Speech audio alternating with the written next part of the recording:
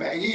Maybe it's a good time to jump ahead and introduce our guest speaker and go backwards from there. I think that's great. So let's do that. All right. So I want to just set the stage a little bit. Normally, during this presentation, we have someone local, generally someone from the school system, but since we're doing this in Zoom, we had the opportunity to reach out more broadly, and given our focus and where we've been this year, I know in the news, it seems like nothing's going right and we're just running from crisis to crisis. So I want to introduce Andrew Olig. Andrew is a senior responsible investing specialist at Calvert Investments. And Calvert, for those of you who don't know, started back when apartheid was the issue of the day back in the 1980s, looking at investment strategies that helped make an impact on what was going on in South Africa at that time. And since then has evolved into a global leader in what we call ESG, environmental, social, and governance-oriented investing, which has really become a leading force in the investment world today. And I think that he has a great story to tell us, one that's optimistic about the change that's already occurred, but more importantly, to share with our graduating seniors how the world that they're entering is changing, how the workplace is changing, how the jobs that they're going to have in the future are going to change. So I'd like to go ahead and introduce Andrew. Thank you for taking some time to share with us. Wonderful. Thank you so much. And I want to say thanks to Brian, but also thank you to the Rotary for inviting us today. I think you have a great mission in fostering community and tying together business and service and goodwill. And so it's just great to be here. So my name is Andrew Olig. I sit in Walnut Creek, California, and I work with investors and consultants on the West Coast for a company called Calvert Research and Management. It's really interesting too. I want to say congratulations to the students, not only on just achieving kind of a big milestone in your life, but from what I understand, amazing achievement, top 10% of your class, and just really accelerating. So continue the good work. It's funny. I just celebrated my 21st year in the capital markets. I can remember my graduation. Doesn't seem like that long ago, but 21 years in the business world is time flies. So enjoy it. So Calvert is a firm, as Brian mentioned, we got our start really, we were the first Wall Street company to divest from willful human rights abuses. We had a group of investors that said, make us money, but we don't want to profit off the backs of human rights abuses. So figure out a way to do that. And it was a very seminal moment in modern day Wall Street. And if you fast forward to where we are today, it's really great because we really sit at Calvert at the intersection of capitalism, the system we have for some of its flaws, but the intersection of capitalism, sustainability, and investment. And it's really, really exciting. Just to give you kind of a thumbnail, it's probably the fastest growing trend in all of finance and all of financial services. We are growing not only in demand, but in adoption. Just to give you an example, just over the last couple of years, commitment to this space, to responsible or ESG investing, is growing at about 3 times the pace of traditional investments. Today, about $1 in $3 invested is invested this way.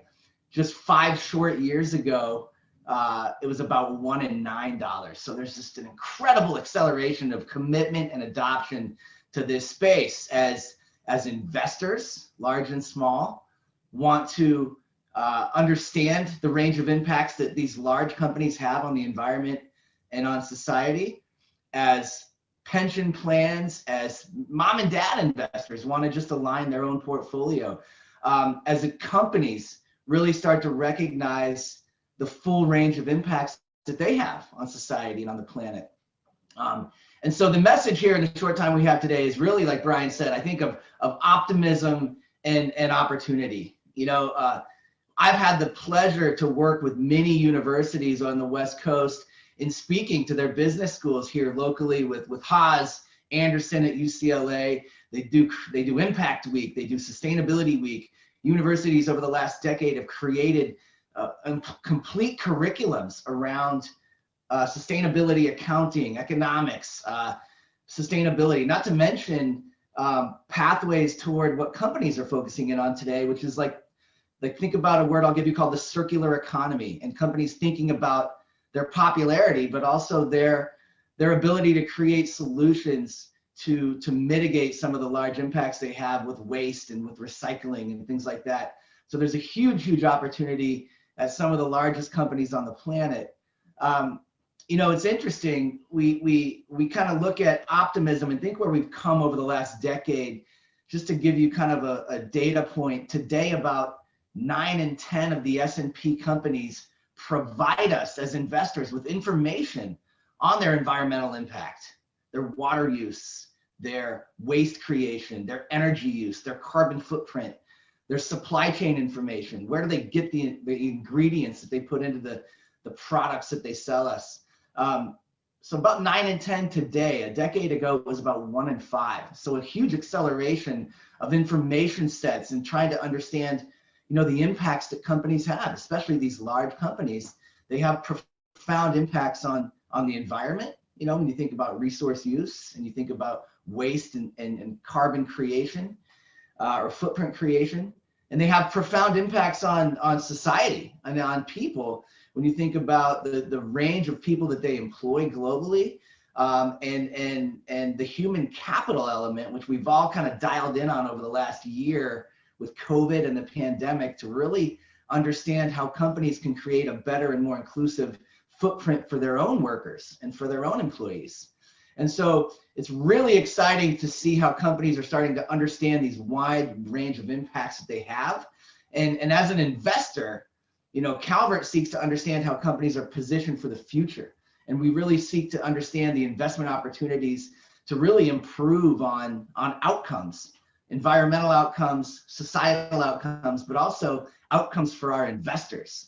The other really cool part about what we do, and you think about Wall Street and the capital markets, as an investor, the way the capital markets are set up, we have the right to engage companies, to signal management, to understand where they're positioned. And as an investor in those securities, we can roll up our sleeves and actually promote positive change, environmental change, social change, but also change that improves our investability as an investor in those companies. So it's really exciting.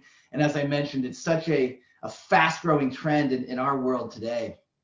Now, I'll mention to you that, you know, keep in mind, there's no such thing as a perfect company. You could look under the hood of any of these large companies that we invest in and find a potential lawsuit or some negatives. But as an investor, we're very pragmatic, and we want to seek to understand the directionality. And that's, I think, the optimism part of it. What direction is management taking a company, and are they positioned well for the future?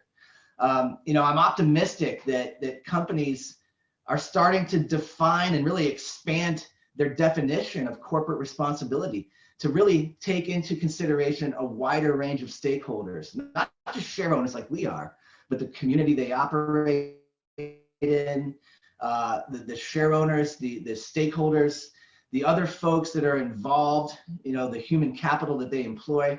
And so companies are starting to really improve, and they're starting to facilitate more inclusion. I think some leaders are.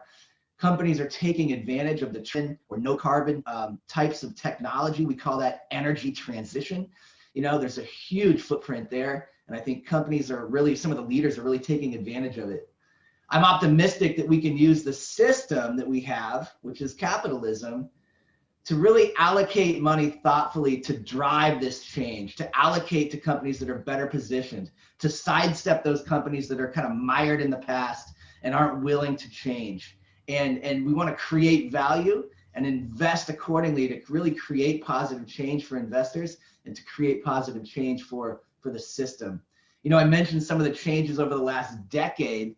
We've seen an acceleration of changes in the last couple of years, but we actually only have to look as further as last week. Anybody see the Exxon deal, where investors, where a group of activist hedge fund investors got 3 board members replaced and got climate change experts added to Exxon's board. That's the ability where you can really intersect capitalism, sustainability, and investment. And so for you all as future leaders to take part in such an exciting transformation, to create solutions where our president just talked about, President Maggie just mentioned, be solution providers, and whatever markets you end up in and find yourselves in, you can be leaders, you can create solutions, and you can drive positive change. And so it's such an exciting place. That's my short talk today on thinking about the optimism and thinking through kind of the glass half full, but really the opportunity to take part in this accelerating change as participants, as leaders, and as potential investors.